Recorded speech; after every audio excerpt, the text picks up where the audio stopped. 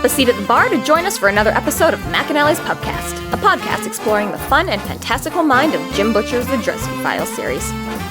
Hosts Tansen, Maggie, and me bring you another round of literary analysis on this immense, immersive, and colorful environment inhabited by Harry Dresden, the world's only licensed private investigator and professional wizard. Join an active and engaged community of new and die-hard dedicated fans focused on the fabulous themes, theories, characters, context, lore, and more. This is McAnally's Dresden Files Pubcast by Free Flow Rambling. Conjure by it at your own risk.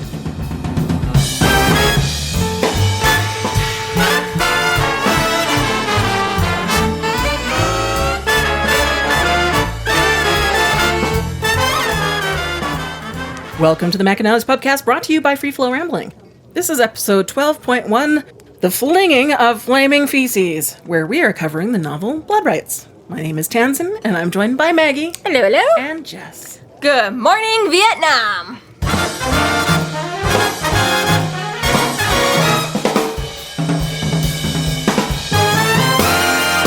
Thank you to our Patreon subscribers for your generous support. It's people like you who help us to do what we do. If you're not yet a Patreon subscriber, sign up today and get a fuck ton of bonus content, kick-ass merch, behind-the-scenes outtakes, and more. Sign up today at www.patreon.com/freeflowrambling.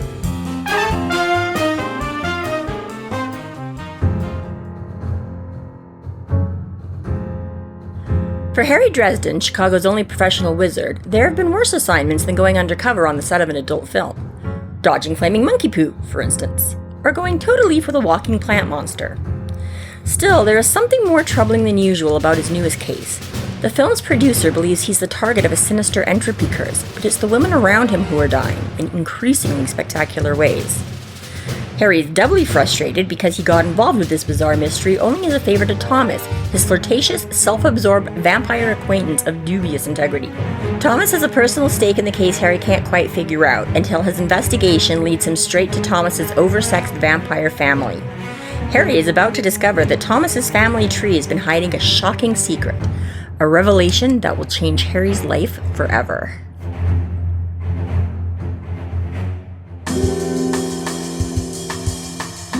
Chapter 1.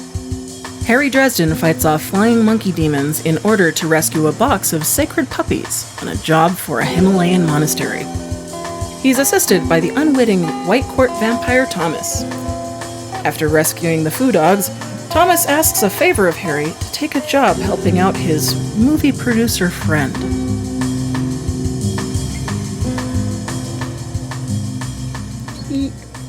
So did we all get that in the blurb, that Thomas has a stake in the investigation? But I didn't. I should've. Well, you gotta practice. Okay, so we're at Blood Rites now. One of the most iconic openings ever. I'm already going off topic, guys. Obviously, in every list in the world, what's the best opening to a book ever? This line is in every single one. It's amazing. The building was on fire, and it wasn't my fault. Swear. Sure, Harry, we believe you. We believe you. Right? Of all the characters of all time, you're the one? Okay, sure. Of all the opening sentences, this is probably right up there as my top favorite. It's just so good. It's just really good. Again, it's one of those, we talked about, like, grave peril comes out of the gate and we're, like, got action and things pick up, right? And you're, like, same thing, death masks, things get real serious and, like, oh my god, and things are, right? And then it's just this book where there's just, like, so, what I mean? Like, he's literally starts off running. Mm-hmm. But again, he's like, okay, I know it's on fire again, but seriously, it's not my fault this time, I promise. Let me just tell you what's going to, Yeah, the overall tone of this first chapter is delightful. Oh my god, it's, and we needed Thank God, that. a nice break. And that's, I think, right, whether he specifically, or was just like, what this would be, but it all worked because exactly, you come off of a really hard book with really hard, deaths and changes with Harry and the bad guys not getting dealt with. And now you're just like, I'm running with a box of puppies and the building's on fire and things are about to get real shitty. And it just, It's totally that freeze frame where it's like, record scratch. Yeah. Okay. You're probably wondering how I got here. Yeah, exactly. But these are the facts for starting a new book, okay? We are in late autumn 2004. Okay. So it's roughly November, okay? Okay. We just missed Harry's 29th birthday. Aw, belated happy birthday, Harry. It's been 21 months since the last book. And Wow, that's a big stretch. huge stretch. One of the Almost 2 longest years, jumps in yeah. the series. I didn't realize it was that long. Yeah. Okay. And the only thing you get is vignette, which technically has never been placed in the timeline. The only reason that we say that it's between these two books is because of the order of events that Bob lists out for Harry. Yeah. You can place like, okay, well, this has happened and this has happened. exactly, and- right? So that's the only reason that we can kind of throw even a little bit of a bridge in between these two books at all. But Millennium Park just got built and opened. It's been being built since like the 90s, but it just opened this summer. That's where the bean goes, right? Isn't the bean near Millennium Park? Or am I... I don't know where the bean goes, but I do know that the Millennium Park is in a future short story. Okay. That's Chicago, 2004. All right, thank you. Yep. Yes, it is! The Cloud Gate, which is the technical name for it, Which is much less fun. than the bean. Well, yeah. Is the centerpiece of the AT&T Plaza at Millennium Park in the Loop. I did read that the Cloud Gate opened. I did not realize that that was the bean. There you go. That is so. I'm now remembering that I did read Cloud Gate. See, it all comes to... See, this is why we have a collaborative podcast, right? We put all the pieces together eventually. No one's coming here with all the facts. You knew the Cloud Gate open. I figured the beat. Lo and behold. Exactly. The collaborative PI work on the detective novels. Right? Works for me. It's a group effort. See, we are much more witting than Thomas. Which I do like. I mean, the unwitting... I just works on so... I mean, yeah, he's unwitting in this situation. But also, that's just kind of Thomas a little bit. True. Right? Usually... I don't mean to multi-layer that, right? but I will take it. But it's... Yeah. Always the plan. What did we say in our blurb? The flirtatious, self-absorbed vampire of dubious integrity. What's going on? What? Good Lord, I think I've dated a few of those. If only they had the sex vampire part going for them, right? Might have made it all worth it. So we join Harry running through an abandoned school with a carved wooden box filled with puppies. One of the puppies, his ear already notched where some kind of doggy misadventure had marked him, was either braver or more stupid than his littermates. Sounds a lot like Harry. I was just gonna say. On top of this, though, like, it's not just a cardboard box of wiggling, squirming puppies, but a carved wooden box. Fancy like, carved wooden that's box. extra heavy. As Harry points out. Yeah, and as someone who's been doing a lot of moving around lately, I'm not running in a building on fire with a carved wooden box. Yeah. Now, we don't know what it's... I mean, maybe it's not a super duper heavy box, but it certainly brings to mind... But with squirming puppies inside, too. Squirming, You're yeah. ruining the balance of that box. Well, for and- sure, there's that, but yeah. And his boots were only made for walking. I totally put that in there too. I had to laugh because but Harry evades hurtling balls of pudding. Because I had completely read it wrong. Turns out it was little puddles of hungry fire, but I saw pudding. I must have been hungry. I don't know. But it made me laugh because hurtling balls of pudding. Well, Flaming pudding. It's a high school, it's the cafeteria, just... I say it's a Willy Wonka misadventure. Also, I just want to throw in before we get too deep into this book, I predicted that we would get to this book in September Oh. of 2021. Oh.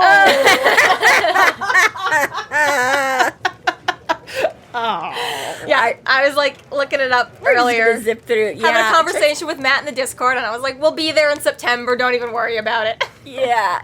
I was correct, definitely. I'm glad we don't gamble. You were halfway correct. Right month, wrong year. Yeah, by 2.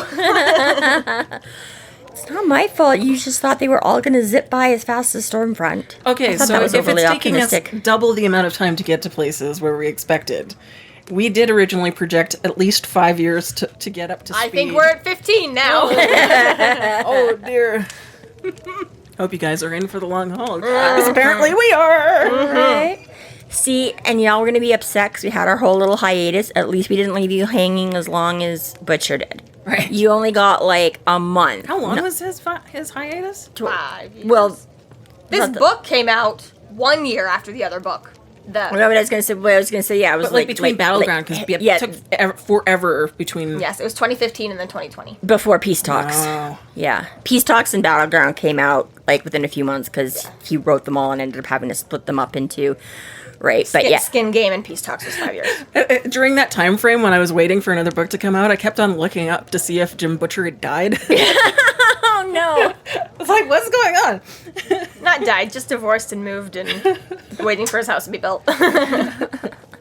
No consideration for anyone else at all. Goddamn. Rude. Like, did I let my divorce disrupt the whole entire world? No. But whatever. But yeah, just so many everything about this. And you you can't go wrong with puppies. There are so many pop culture references in this first, few pages. I was, gobsmacked. Right? He's like, I'm back. Let's go. Let's totally. This is my world and you're all living in it. Yeah, no more sad, depressing, apocalyptic, long-term fallen angel demons that, may or may not still be lurking around. Yeah, he's just like, okay, let's bring it back up a little bit. It's like, thank you. It's good. Gotta do that. Oh my god. He calls the monkeys Donkey Kong references and things like that nature, and it totally feels like when the book starts that, you're like in the middle of a Mario level right away, jumping barrels right off the bat. Yeah. The way that he describes them, all I can see is the monkeys from Oz. Oh, totally. I think that's, You've got giant flying monkeys. Yes. Yeah. No, for sure. I think that's absolutely. And, is this where we get the first to his jacket? I just say that he gets hit with flaming goop, which rhymes with. Nah, yeah. Thank God for magical Scotchguard. Right. Thank God. So he just refers to this noxious smelling goop so far, which he's trying to avoid, and loses his balance, falls, slides. Puppies go everywhere. Puppies go everywhere, but he makes a quick mention here. He's like, it got hot for a second, but the wards I'd woven over my duster kept it from burning me. So you're like, aha, because I swear, sort of the second time would have been after this book came out, kind of a thing, that I went back, and I swore it happened, book 4, book 5. I'm like, he got the coat in 3, and I'm like, oh yeah, by the next book, he, threw some words on that thing to keep it, and then I'm like, oh my god, no, Harry, what are you doing? But there's nothing protecting that yet. And then, book 5 comes along, I'm like, Harry, what are you doing? There's it was like all these comments I made about, how his duster is standing, because I swear it seemed like it happened almost, or I knew it didn't happen in the same, but I was like, oh yeah, by the next book, he's like, oh, I'm gonna, and it took us all the way until book 6 before Harry's like, you know what? I got a little multi-purpose thing here I can do. I can protect my coat and me a little bit. Imagine, this was probably a really great idea for Jim Butcher to do, just for contingency, because then he doesn't have to keep continually going back to damaged coat.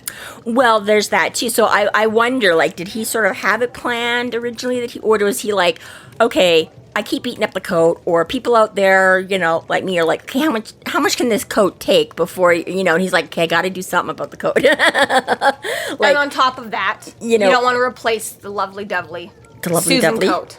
Right. Exactly. The lovey-dovey? Yes, because you could have just said he keeps buying a new coat, but he's like, I already got rid of Susan. She can't keep buying him a new coat. We have to keep this love symbol intact. There is that. And also, hello, we've met Harry. The man is not affording a brand new fancy leather duster that is going to fit him every year. Right? Regular-sized leather coat is at least $200 to $300. Imagine a full long length one for a tall dude. And he's got the big mantle. And this coat was not $200 off the clearance rack. It was, So Harry can't afford to replace this coat that often. Exactly. So, like he said, I wonder sometimes if Strictly Butcher was like, I gotta find her, whether it was other people are commenting. He's like, ooh, yeah, you know what? You're right. This coat's gonna get. What can we do about that? Just in so much of it itself that he's like, how do you give a wizard armor? Yeah. All right, spell up the coat. Well, exactly, right? It's like, magical Scotchguard. Actors are going to want to keep leaving, and we want this role to go on. Let's just make sure that he regenerates every time. Then it doesn't matter how often you have to replace the actor. So, So it was finally, it was like, I got all excited about this when they first used some words I'd woven over the coat. I was like, oh, yes, right, this makes so much sense, Harry. Yeah, I remember, that was one of the things I do remember is his jacket being enchanted, but I didn't remember when it happened. And I remember the first time reading that and going, how clever. Right? How clever. Yeah, which is why part of me is like, really? It took him like 2-3 books before? I could have sworn he was cleverer earlier. But no, he wasn't. He was putting a lot of effort into that vampire stuff, okay? I guess he was just, and I mean, you do come back now and again and he'll mention stuff about how long it takes to do certain things or do this or do that. And I'm like, I guess maybe it was one of those things he was just, run, and he didn't have time to sit down and work it out, and you know what I mean? So I'm like, maybe there's like a partially practical reason it didn't happen until now, but... Well, and I guess now that we realize that he's had 2 years... sat around for like 2 years and to do menial jobs. Yeah, so he's like... And on top of that, okay, you don't add an air tag to your keys until you lose your keys.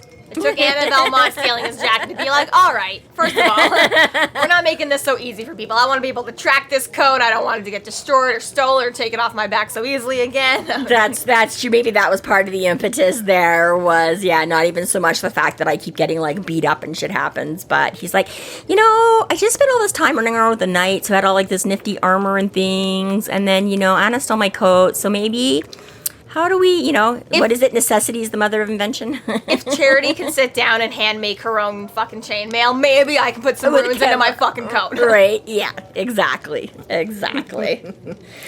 Harry grabs all but one puppy, who this little fuzzy thing decides to take on the demons itself. So Harry slides to kick a monkey and rescue the puppers. PETA was not impressed. I don't think, what? They never are. PETA has no room to complain here, okay? This is an evil flying monkey that is throwing its own flaming poo at Harry. Is PETA really gonna stand up and defend this thing? Technically, they were divided. One half was happy, the other half was like, but the monkey! See, if it was like a regular monkey even, I'm like, no, this is an evil flying monkey. I'm like, those have never been portrayed as anything good. Well, except maybe in... Oh, they're already mad that the demon monkey was being exploited as protection anyway. Oh, well, there you go. Yeah, they want the monkeys to be on a union. I was going to say, what was that? The Wuzzles? The cartoon from, like, the late 80s, early 90s. And they were all, like, a mix of everything. Like, there was, like, Butter Bear and Rhino. So, actually, I guess he wasn't a flying monkey either. It was Rhinoki. He was a rhinoceros and a monkey mix. And then there was... Be across an elephant and a rhinoceros. Elephino. Nah, I think I've heard this one. But yeah, so fine, PETA. I'm like, he's saving the puppies though, so really? It's true. I think, I am. Are you allowed to abuse one animal to save another animal? Okay, and is it racist to call sentient demons animals just because they have somewhat animal parts? Right. That's not racist. Racist only applies to the race. Be prejudiced Speciest? or biased or speciest but it's not racist. They're not a well, racist. and they can't exploit the demon monkey for parts because once it's dead, it turns to goo. Mm-hmm. So tough call. But I think regardless of how it looks on the outside it's a demon, so PETA can't touch it. Right. They don't care about it. And it's not an entity of Earth as it's so much never. This is exactly it's yeah. And I mean, in all fairness, if he bops it, right? It's a big giant. He kicks it in the face, but come on, obviously, as we see, one hell of a boop. As we see a second later, it didn't. Justified or not, I think the point is abuse. No, I think we're on to the really important discussions. I think justification has a lot to do with it because it's like self-defense. Is that abuse? If somebody else is coming at you and you throw a punch, you're not abusing them. You're defending yourself. So he was this poor little puppy didn't have a chance against this big giant flying monkey. So a boot to the face. Butcher was really into the Fanatics for a while. Oh, I love it. I love that little next thing here. Like, Dresden flings himself outside only to deal with a monkey on his back. Like, how symbolic is that? All right. What? And he fails a backslam into a wall and hurts himself instead. Like, oh. All right. He's like, oh, no problem. I got this. Let me pull my super cool, like, movie stunt that no. Monkey's like, fuck this shit. Cashes his own head. I'm like, oh, Harry. He's so close. Every time you want to be cool. It's like, literally, everything is like 1 step forward, 2 steps back. Aha! I got my fancy coat all magicked up so that I can't, your hot flaming stuff is not so hot. I'm like, but I'm gonna try and do a super cool move and like smack my own head into the wall. What is it they say about a monkey paw? Yeah. You know the story of the monkey power. I've forgotten. It's you get wishes, but they're not necessarily going to come true. Right. They come true, but they also are not the way you expect. Yeah, backfire. Okay. Sabotaged. So, yeah. Okay. It's like, maybe, yeah. So, Yes, he did kick the monkey in the face, and it was justified. Yeah. Yeah. Thank you. Just like punching a kangaroo back in the face. It punches you. Yeah.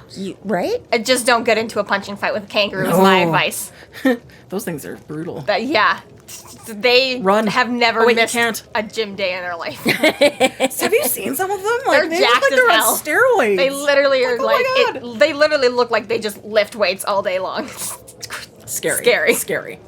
See, you can be strong and sensitive. Kangaroo dads carry those babies around.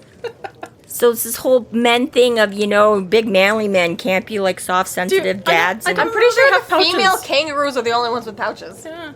Isn't this it's the seahorses. Fuck. Seahorses carry the children. Wrong pouch. God damn it. You're right. Male seahorses, though, are definitely feminists.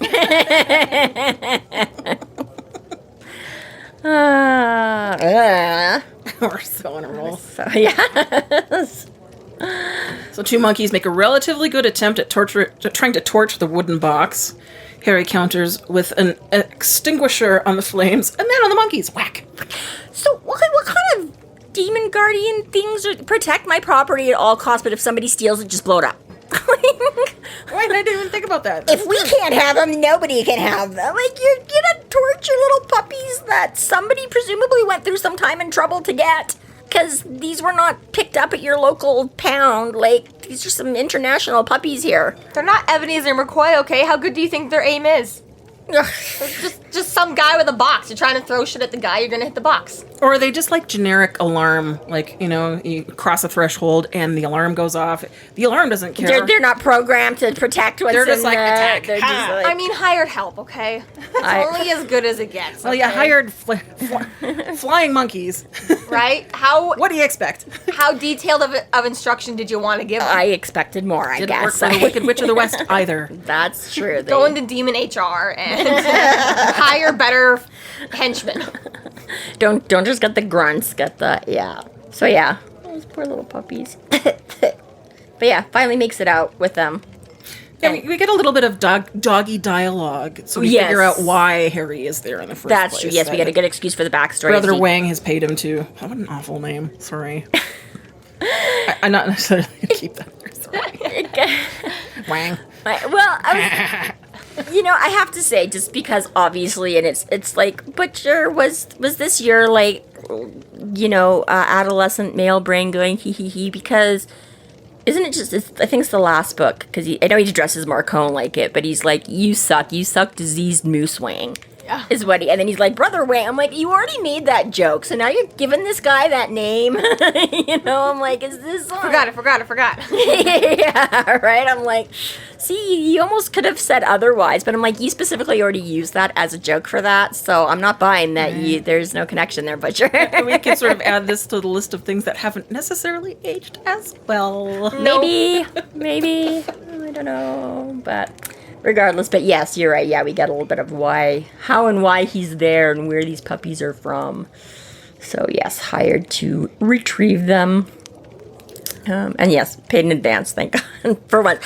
That's the other thing that's kind of cool about this one, too, is that, in Stormfront, we started with him getting hired for a case and stuff happened. And then in the other ones, it was more just stuff happening. Stumbling onto the supernatural. And, yeah, or, he kind of had a case, but it was almost like, I'm trying to get this done while all this other stuff is going on, And I mean, like, Summer Night, he kind of was hired, but again, it was hired as a whole supernatural thing from the start. Kind of tricked into it. Yeah, and he kind of knew it wasn't just like a straight, you know what I mean? And so we have, and again, last book almost, again, doesn't really count because it was a whole setup thing from the start, and it was like he was hired, but he almost isn't paying a lot of attention to that because of all the Susan stuff and the attack stuff that happened. He's like, hey, yeah, I gotta find your shroud. But meanwhile, what the hell is all this other stuff going on? Until he found out it was all related, right? And there was no one to send the final billing to since he beat the shit out of him. Again, right? Mab didn't pay. Point. He got, he got something of an advance from Vincent. But again,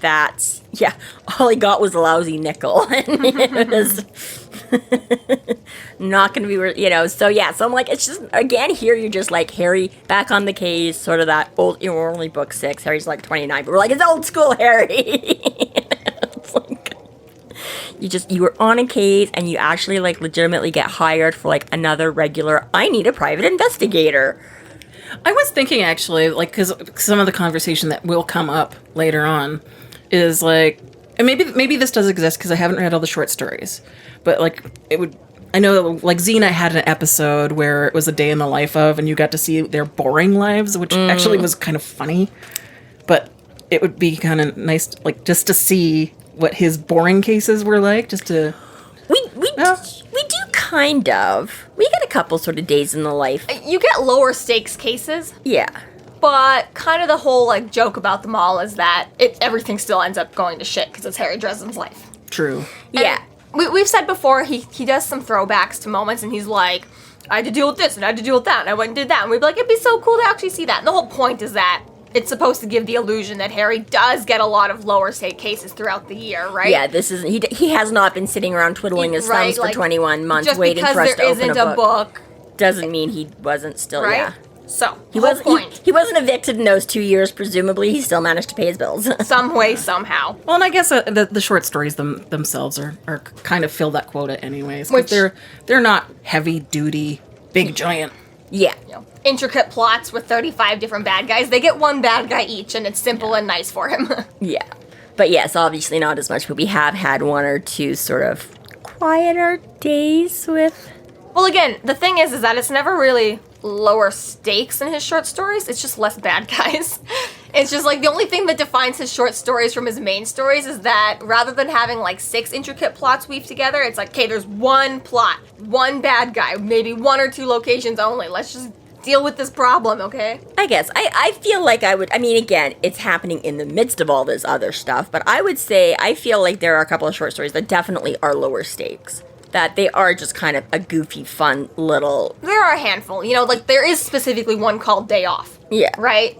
And the whole point is that, his day off keeps getting fucked over by the supernatural, right? Yeah. So it's almost like supposed to be a day in the life, only it's like Harry Dresden's day in the life. Right. So we learn through doggy dialogue that Harry was paid up front by Brother Wang to retrieve the pups. Mm-hmm. So I kind of like how he did it this way instead of like it just being like this little blurb here saying, I was here because of this. Like, it was a little more interesting. It is, right? It gives us an excuse to, like, well, we need some exposition, but Harry's by himself, so I'm going to talk to the puppies for a second.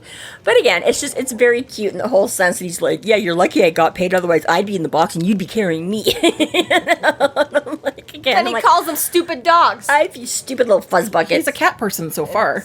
Rude of him. It is, but he's also now being chased by flying monkeys, and again, we cannot state this enough, obviously, having flaming poo thrown at him, so I'd probably be like stupid dogs too, because if it wasn't for the stupid dogs, I wouldn't be here in this. I did read, this is somebody else's complaint on the internet, but I happened to come across it while I was looking at something else, and apparently the only way for the puppies to be this size is if they were born like 2 or 3 days ago.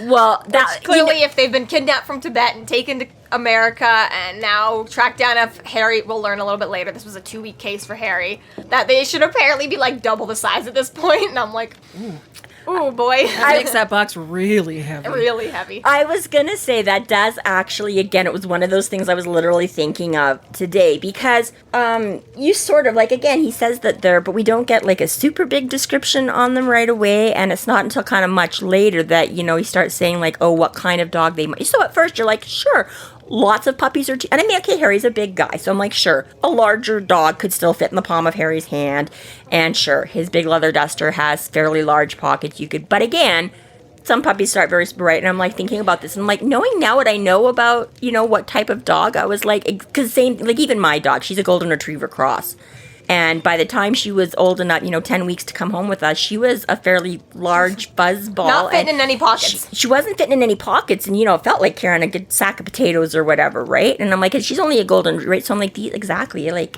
see, and I don't mind so much just because we know where it's going to go. We're not going to quite go completely into it because this is such a long game joke. Mm-hmm. Yeah. It's worth it, I think, in ways to pare down those details to get to that joke. It is. And it doesn't bother, like, again, it's not like a nitpick I have, but it's funny that you mentioned that because that's literally what I was thinking today on the way over too. Is that I'm like, exactly. I'm like, once you give these details, I'm like, yeah, these dogs would not be that teeny tiny unless that's part of these mystical, magical Tibetan dogs that they grow really slow. And so it's going to, you know what I mean? Like maybe they just mature at half. So 2 weeks for them is the same as 2 days. Because he says that the box is really heavy. Well, But he doesn't say how big the dogs are. No. It's a long-running joke for humans that they make, like, kittens and puppies and birds and things so cute so that the humans take pity and take care of them when they're babies and they need that extra help, right? It's like... That's the same thing for human babies. Right. For any parent that's ever known. I don't have babies, though. No, but the reason why babies are so cute and adorable is, so we don't kill them. But it's like one of those things. It's like, yes, this is a tiny little puppy. Love it. It'll be fine. Exactly. Yeah. But yeah, no, I know it did. Yeah, it doesn't bother me on Neville. That's just funny because he does, the way he describes them does make you envision these little teeny tiny, and then at the same time you're like, no, a dog, like that type After 2 of weeks? dog that thing would be probably, well, and like you say, potentially longer because that's just how long Harry was tracking. Exactly. Again, Like so. we don't, even if they were born only 2 weeks ago, at 2 weeks, well, I guess puppies are actually small 2 weeks, but still. Yeah. I don't know, but yeah, I don't know if he would be quite this tiny.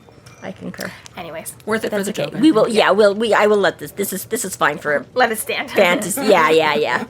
It's kind of like babies on TV or whatever. It's like the newborns that are like a 2-year-old. Because you're like, yeah, it's suspension of disbelief. I'm good with it here. Over the course of many encounters and many years, I have successfully developed a standard operating procedure for dealing with big, nasty monsters. Run away. I love Yes. that. Yeah. All right. Again, so very hairy.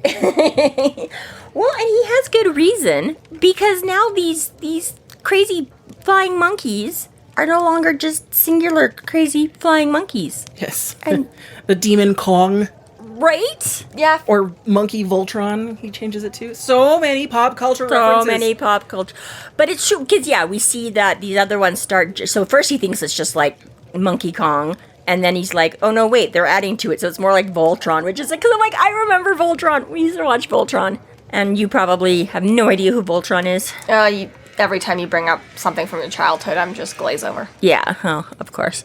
That's the one where it's like they all have they're all individual like machine Yeah, things, it's kind of and then like... they come together as one big giant. It's kind of like a precursor to like the Mighty Morphin Power Rangers. Right. Because each one, I feel like they were sort of like a tiger cat kind of each thing, but maybe that's the Power Rangers ones. I don't remember. But they were each, they're kind of like Transformers and stuff like that too. It's like, they were all each their own individual one, but then they come together to be this Do the big Transformers come together as well? Some of them do eventually later on. They can all gang up and become super giant bots too. This is very much 80s like cartoon trope right there is. Yeah, I guess it was a thing. But that was it, is that, Voltron was them all coming together to make the one big giant ass. Time for a Teen Wolf reference. It's been so long. It's been a minute, yeah. In Teen Wolf, the twin werewolves can fuse together to create a bigger alpha werewolf. See, there you go. That sounds gross. Voltron. It is very. Yeah. It's not great. Nobody liked it at all. Nice idea, poorly executed. I don't know. Yes. But the smaller demons come together to make a bigger, better, faster demon. The bionic. Which is not fair that like so many monsters can do that. Just fuse together. I And be a know. worse monster. Right? When does Harry ever get to do that? Come here, Murphy. You're just going to pop you up on my shoulders, and now we're going to be a 9-foot tall demon. I've seen that in a few horror movies too. Like that's covered a few times. Yeah. It just happens in a lot of storylines. Especially buggy type things. Those always... Anything creepy crawl, you can always have like a million bug things that can like become one giant slug or break apart into like a gazillion little worms or... But it's one of those things that it's just the unfair things where like... No matter what Harry's facing, they all, like, kick his ass until he can, and it's like, how come Harry never has the advantage of right? Like, whatever you face is always... And especially, like, Harry has... I think he jinxes himself because he's like, oh, yeah, those aren't a big deal. And then all of a sudden they pop up in a book and, like, kick his ass. And it's like, see, you say, you're like, fairies aren't that big a deal. They're just like, blah, blah, blah. And then you have the entire fairy court shows up and goes to war. And you're like, okay, well. But yeah, it seems one of those things that was just the disadvantage of that. They're always better than him. Harry screams, "Start the car!" to our favorite vampire, Thomas. Thomas! He wasn't alone after all. Yeah. He's got a partner. But not in there with him. But yeah. A getaway driver. A getaway driver. He's got a getaway driver. Which he's not sure if he's actually going to help or not, but he does. Well, again, kind of, he slows. Oh, shit! Yes, there's stuff happening. Start the car. So come to find out that Thomas met up with Harry at the bar, McAnally's, earlier in the night, and asked for a ride home. And Harry was like, no problem. One stop to make on the way there. Won't take a second. This is like me. This is like my ears. I'm like, no, just be a minute. I promise. He eventually, and you can't even get it going at first. Which is, okay, if you've ever borrowed a vehicle from another person, right? Everyone always is like, oh, just so you know, there's a little trick here and a tip there and a daddly-do here and a dibbly-blah, right? Thomas got in the passenger seat, had no idea what was coming, had to start driving this fucking death trap. They get into the vehicle and Harry starts describing like, oh yeah, it's been eaten by mold demons, it's only got the hard plastic, I had to re-put in the upholstery and wooden beams and all this shit. And shit. Yeah. Sitting on crates. Like, you find out that, like, this is the vehicle that comes with, like, you gotta pull the cord and you gotta start the lighter and you gotta put the hanger in the key ignition and, like Thomas didn't get any of that. He's like, figure it out, vampire. 3 times. Yeah, right? Of all the vehicles that are not just, you can figure it out, right? Yeah, it's... I think he does really well. Like he managed to even evade another volley of flaming excrement. And he managed to also to grab Harry's leg while he's evading this said flaming poop. As he's flying out of the car. He's holding Dresden. Yeah, well, that's his fault because of the way he turns and sends him flying back out of the car. Well, first he figures Harry's like, is he leaving? Like, is he just going? Because he, like, makes for the thing. And then we find out that he slows down just long enough for Harry to, like, dive into the car. So this is the other thing that I'm like, again, suspension of disbelief. Because this very large man. So Beetles are great because I have, again, from my experience with tall people, they are actually fairly roomy. For not being a very large car, they are relatively roomy inside. So very large people can drive them easier than other small cars. It's the dome.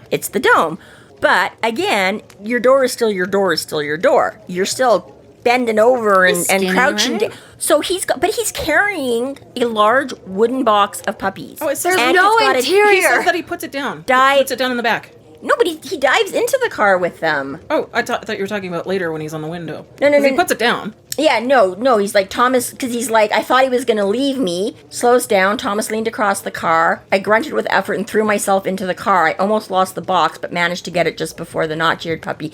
So he's, like, the car doesn't, right? He does not stop and get in. He's got to jump into the car as it drives by with this box, and I'm like... Again, this car is stripped down, bare bones. All that extra, you got so much more elbow room There's than no normal. more backrest He's to got block a milk you. crate sitting on with just going straight through to the, I'm just going to take out all that I'm just going to say it would have been awkward is all. I mean, it was possible, but I'm just saying it's going to be awkward for a 6'9" guy holding a box of, again, not even just like a little soft cardboard box, but when you like dive head, presumably, because how else are you diving into this? But he squished a couple puppies. I was like, this would be a very awkward, uncomfortable. Yes, they're just sleeping. I'm sorry. It was too far. As soon as I said it, it was too far. They're fine, Wing. Just put them on the plane. I horrified myself. Let me take that out. Did you? Except you almost can't. We'll leave it in the episode, but we're not going to talk about it anymore. Okay.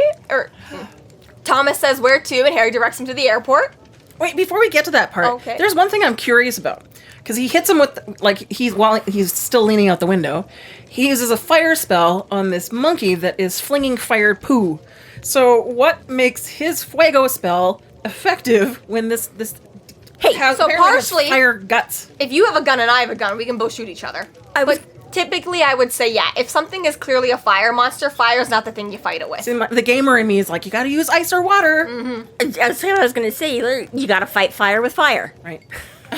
So, no, I agree kind of, with the gun thing. I'm going to say, he's throwing flaming poo, but that doesn't it doesn't negate the fact hard on the inside and soft on the outside? I don't, maybe it's like, just like sulfuric poo that it just... It's a different kind of fire? Well, but sulfur's the one that ignite you got to keep it in like oil or whatever because it reacts with like water and air. No, is that potassium? No, sulfur.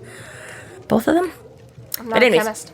Yeah. I feel like potassium is sort of reactive too. But anyways, the sulfur anyways is, you can't just keep it because it exactly, as soon as it is exposed to air, it will like burst into flames. If you put it in water, it will burst into flames. So you got to keep it in like an oil solute thingy because it's that reactive, right? So maybe just, whatever this internal monkey organs are, it's fine. But then as soon as that stuff comes out and hits the normal you're making it worse. I see what you're saying air here. that it just becomes There's a a chemical reaction. Yeah, it's Good not. God, it must shit and run at the same time. The rest of the time. Yeah. Again, maybe this is like a kryptonite thing. Like maybe it's only this reactive in our world. Maybe he can go to the bathroom just fine when it's at home. I don't know.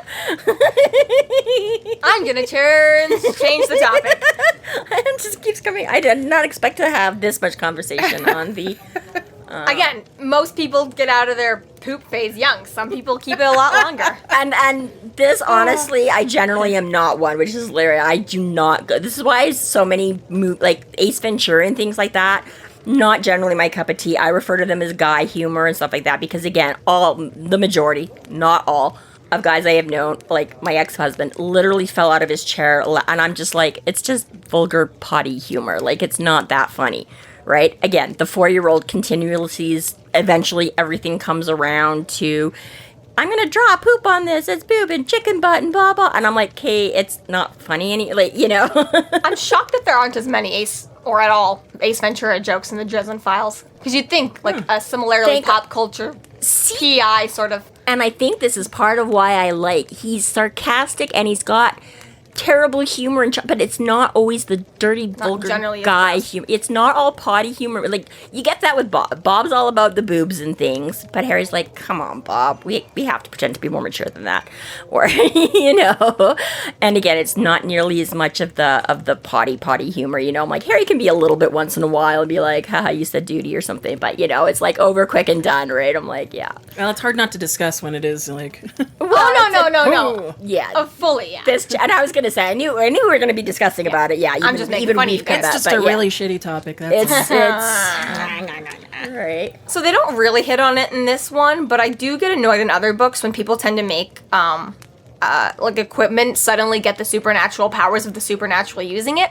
By which I mean, I was just reading another book, and the vampire was able to like weave around traffic really quickly because of like vampire reflexes and things like that. And I was like, okay, but the car isn't a vampire. Yeah. The car is still just a regular car. Like, the car shouldn't be able to just suddenly go faster and... It's not the night bus. Turn sharper and, have better brakes and stuff like that just because a vampire is now the one driving Not unless you're right? driving like a Lotus or something because, those things corner on wheels. Sure. Corner like they're on rails. They don't corner on wheels. So it doesn't really get into it with Thomas here. Yeah. He's driving normally. Yeah. Or at least, he's driving as well as any human breaking the law would be driving, but it's just one thing I want to throw in there that, like, he's got one hand on the steering wheel and he's pulling Harry into the car and he's like, no problem, I got all this shit, I'm a vampire badass, it's fine. I'm like, okay, but yes, like, it's Thomas pulling there's still traffic happening in the world, Yes, it's not that the car is doing anything miraculously spectacular. It's more to the point that Thomas has to be extra supernaturally fantastic because he's got to compensate for the beetle. Yeah, no doubt, hey. It's like, this thing won't go over. And I'm like, yeah, let me just pull you back in. But yeah, we do get a cute little chase scene here with the thing coming out. And then, Harry like falling out of the car and then getting in and then like doing the whole, I'm going to sit out the window up on the windowsill and like fire stuff back at me. And again, you get a nice little, you get some nice back and forth with Thomas here. But he's a little bit like, who cares, you injured it, like, let's go. And Harry typically is like, I can't just leave it. He's like, why not? Like, we're running away. This is, and Harry again has to be like, Thomas, poor selfish Thomas. Okay, yeah, great. So far we're good. But again, I don't know that it's not going to start just like taking its anger and frustration out on this nice little suburb here and doing wanton destruction and murder and people that don't. So we're going to make sure, right? And Thomas is like, ugh, fine, I get, But again, right, Thomas is like, I'm all about, saving you because it helps me. But once you and me are like out of here, that's the end of my, right? I don't have to go above and beyond. That's it. That's all, right? I do not think about, Mr. and Mrs. Jones asleep in their, 2-bedroom condo there. I'm just like, what the fuck?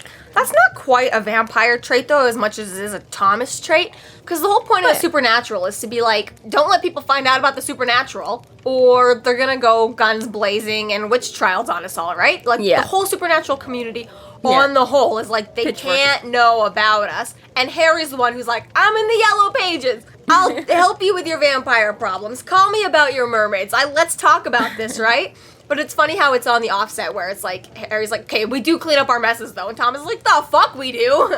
That is actually, because I was going to say, this is just sort of the dichotomy or whatever between like Harry and Thomas. But it is funny that you say that because you're right, for all keeping it under wraps so you don't get the whole torches and pitchfork angry Bob thing happening. How often most of them are just like, oh yeah, whatever, just let it. Right? It's so often that the bad guys are like, part of being a bad guy is letting them all die. And he'll sleep this rampaging monster, and I'm sure no one will notice. And you're right, whereas at least Harry's, you're right, for as much as he's out there, he's like, oh, I'm just going to clean this up so people don't have as many questions. Or, people just don't start dying as randomly, but yeah, exactly. And part of the difference there, too, is obviously that Harry is trying to help, his whole job is to help clean up the mess. He's like, call me if the vampires and the purple flying monsters are not doing their job and they're... Or doing them a little too well.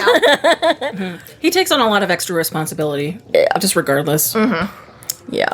But still, it is a little bit funny, too, where it's like, Thomas, shouldn't you have more stake in this, too? Not letting the random monsters just walk around, telling everyone about your shit? Right? Are you trying to make another pun there? No, I just don't have a very good vocabulary. It's like, watch, now we've got our heads, we're going to end up, like, throughout this whole entire book, we're going to be referring to things like having a steak or this or that, and every time it'll be like, because now it's just in there. But-um-bumch. Yeah. But-um-bumch. Right. I will be. Right. So Harry does finish off the demon with another fire spell, and it's effective, and it returns it to the land of Oz, and the pair leave the car again. Yeah. Head off to the airport, because Harry's not done with his errands. Right? Thomas is mad about that. What the fuck, dude? I know. This is great. We get such a great little back and forth there. So now that they have, like, a minute, again, he's like, Thomas, being like, allow me to reiterate. What the hell was that? And he's like, oh yeah, I told you I had to...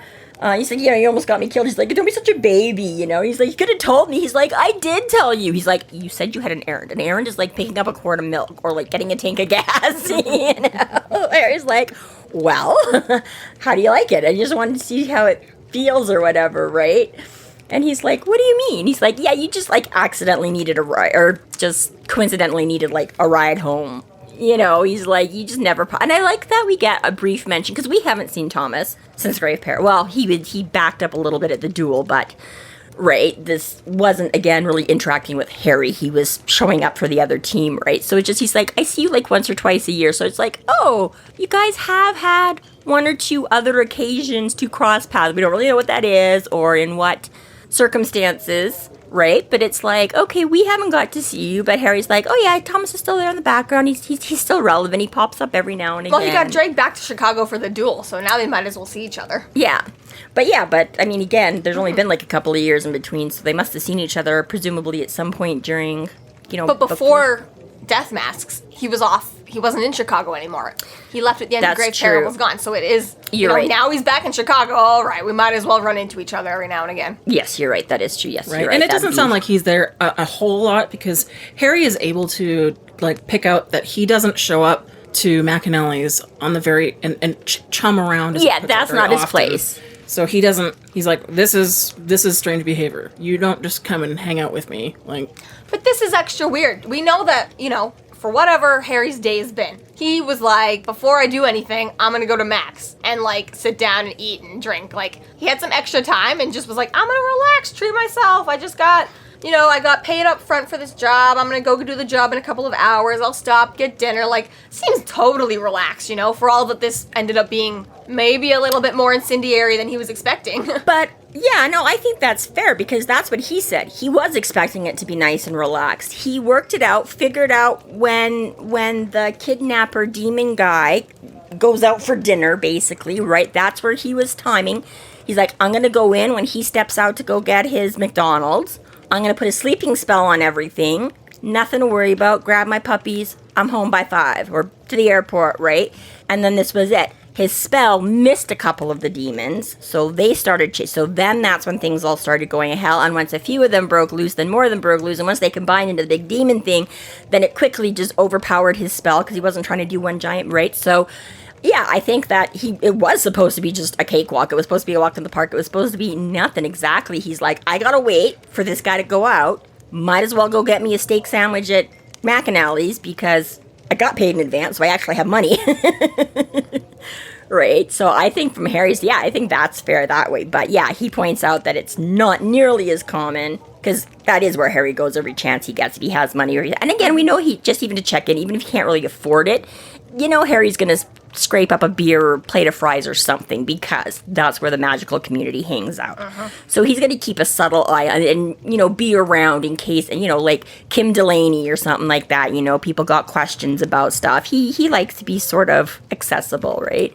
But Thomas is a rich fucking playboy who doesn't need to hang out at the local pub where the gawky teenage have-nots are, So I think that's what, I don't think it's nearly as weird for Harry to just be hanging out there chilling, because he basically said as much as part of his plan. Because I'm just used to him, always being on his last legs. Exactly. He's usually running place to place and frantic. But yeah, in this case, I'm like, I will give it to him, because he's like, no, I was just... Point is, it is suspicious that Thomas came and asked for a ride home when he clearly easily could have had his own car, called a limo, call a taxi.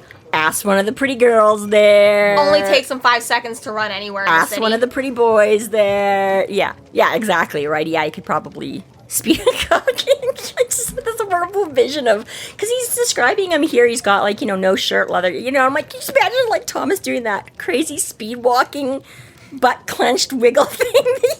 Thomas just speed walking through. Vampires are cool when they run, okay? Don't make it lame. They just blur, you can't see them. But, nobody's when they speed walk. But I just suddenly got when you're like, you just run everywhere, and I just, suddenly see this super sexy vampire doing this super awkward. So it all comes out that Thomas did show up at Mac because he wants a favor from Harry. Surprise. Crazy. Yep. Turns out he's got a friend who's maybe got a case for Harry. Dude's a little bit superstitious and or paranoid, and Thomas thinks that he's got a good reason Might to be. have a legitimate, He's like, I know a guy. Let me go pick him up from a pub.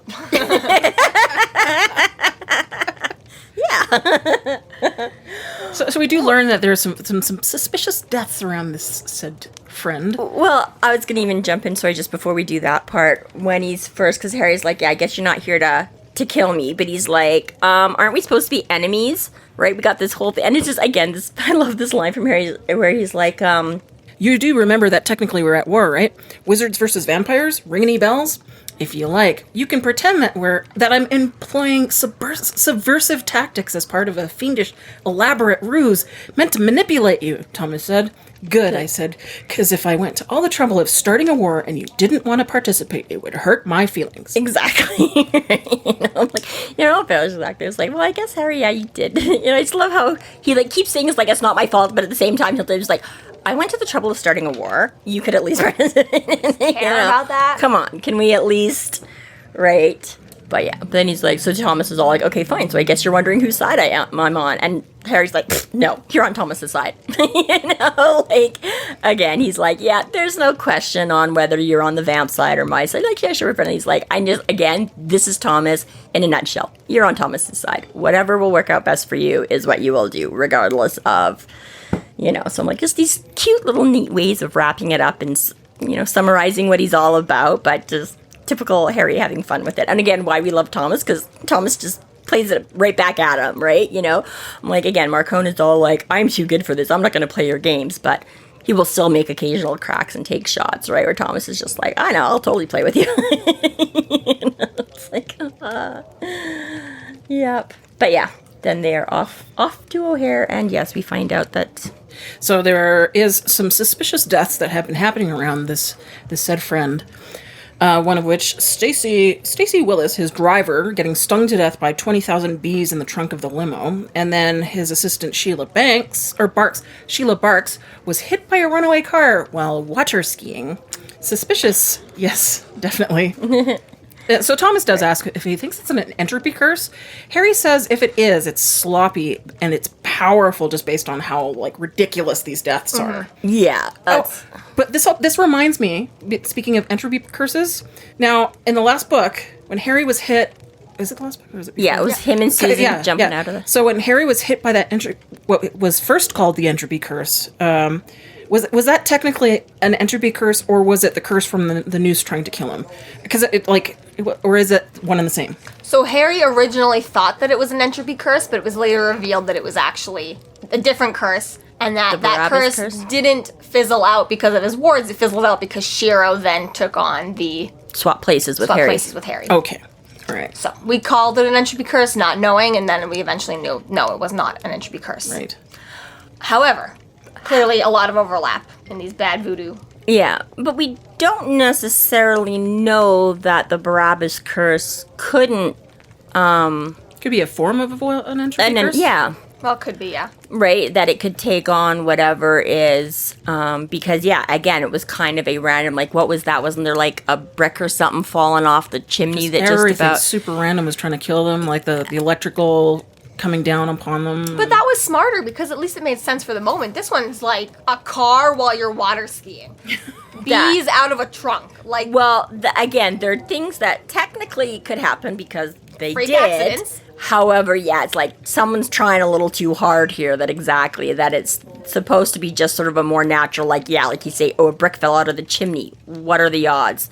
Like, essentially Harry is like, okay, fine, like, I'll go talk to your guy. I gotta go to O'Hare and talk to another guy first, and then we'll go deal with your thing. But there's a moment in there too when like Thomas is like, did you really save the world? And it's so sweet because it's like Harry doesn't get, like, as we said at the beginning of the book, he basically doesn't get paid for any of this shit. Like, yeah. He's having to go and do all this shit for free, saving the world for free. So at the very least, he can at least get the acknowledgement for that, and it's nice that Thomas does give him that and is like, hey man, like, that's actually fucking cool. Like, yeah. And obviously Harry downplays it a little bit. He's like, oh, well, I was gonna die if I didn't anyways. The world was just in the same fucking... Yeah. I was mostly just saving my own ass. The world just happened to be there too. Right? But it's nice to just be like, okay, yes, if we're not gonna be paid in money, let's be paid in accolades. Yes, get something out of it, that exactly. And clearly that also means that people are talking about Dresden. It has made its way to the White Court. They are aware. To the Bahamas or wherever he ran off to. Yeah, clearly, there's enough gossip going around. It's making its way down the grapevines. This is Harry Dresden is starting to make a name in the world outside of the Yellow Pages of Chicago. Yeah, not just as the crazy guy but yeah, exactly. Because clearly Harry's not the one going around being like, I saved the world, right? Maybe I get 10% off my fucking beer, Mac. You're alive because of me. Right, obviously exactly. That's not happening.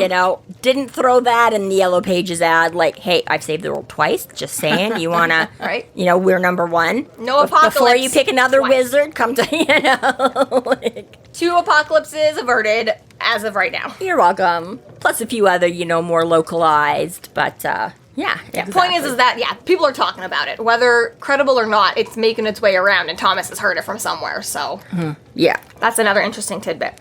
That is another little bit.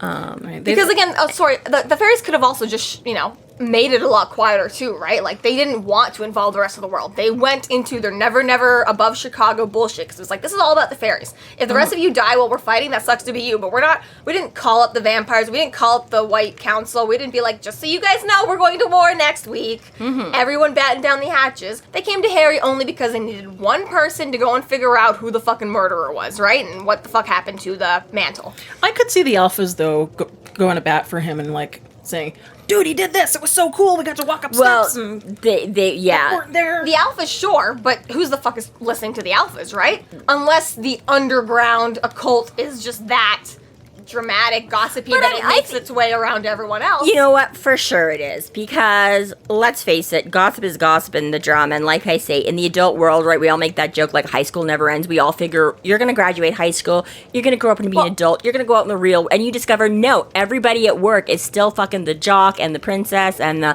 you got cliques, and you got backstabbing, and you got, right? We've all heard that Bowling for Soup song. We've all heard that, So, exactly, and I'm like, so the supernatural can only be supernaturally, you know what I mean? If gossip and rumor and whatever is what it is in this world, the supernatural level has to be, so those little bitches out there are all fucking talking about they're either... Especially the have-nots that are sitting in McAnally's like, but you got the alpha and them all being we're like... gossiping about it. Oh my god, Harry is awesome, and the rest of them being like, that stupid guy, like, if it was me, he totally wouldn't have got away with it. The point I'm trying to make is that I don't think it's just the little kids or lesser supernatural. I think it's the bigger supernatural that's doing the gossiping themselves, too. Yeah. And that's how it's making it around so much faster, is because it's like... I can see that. Guess what? Yeah, no, I think that's, what I'm agreeing with you is that exactly. It's not just the nobodies, but... Well, in their conversation, Thomas also brings up the same essential question that keeps coming up. Why does Harry do what he does? Dude's had almost 2 years to come up with an answer, hasn't done it. And, right? Kind of evades it, yeah.